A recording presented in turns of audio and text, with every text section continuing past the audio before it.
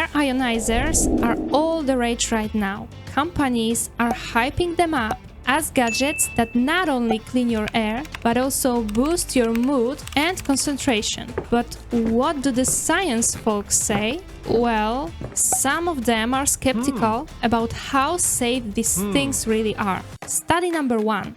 This study, conducted in 2021, mimicked real-world operating conditions for ionization devices. The researchers wanted to test the effectiveness and potential to form chemical byproducts in environments similar to where we live. They found that cleaning up one harmful air pollutant can create many others. Chamber and field tests found that an ionizing device led to a decrease in some volatile organic compounds like xylenes. But at the same time, it increased some oxygenated VOCs, acetone, ethanol, and toluene, substances commonly found in paints, paint strippers, pesticides, and aerosol sprays. According to the EPA, exposure to VOCs can cause eye, nose, and throat irritation, headaches, loss of coordination and nausea,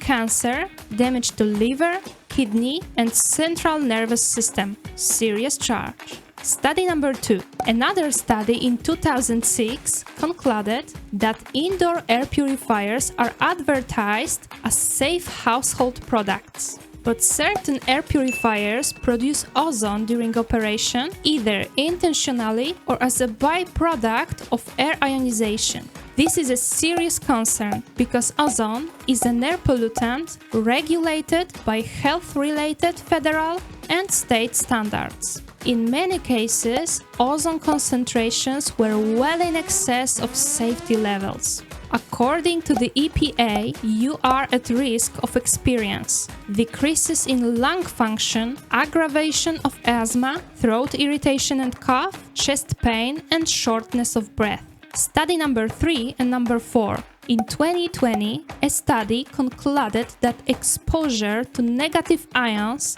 was associated with increased systemic oxidative stress levels, a marker of cardiovascular health.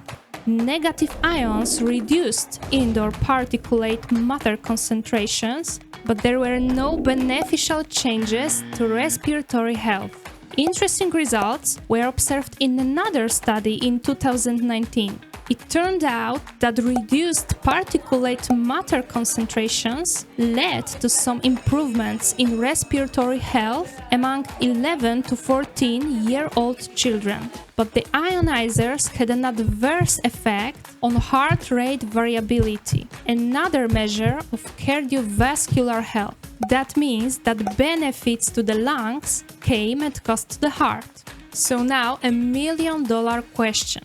If you follow manufacturers' directions, can you be harmed? Results of some controlled studies show that exceeding the ozone standard in the air is possible, even if you follow the manufacturer's recommendations. In one study, a device recommended for spaces up to 3,000 square feet was placed in a 350 square foot room and ran at a high setting.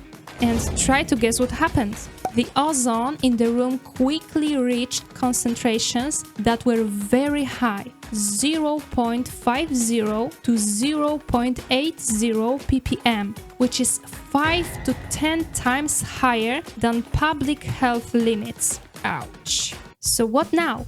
Does this mean you should toss your air ionizer if you've got one at home? Or that you should totally bail on buying one? Nope.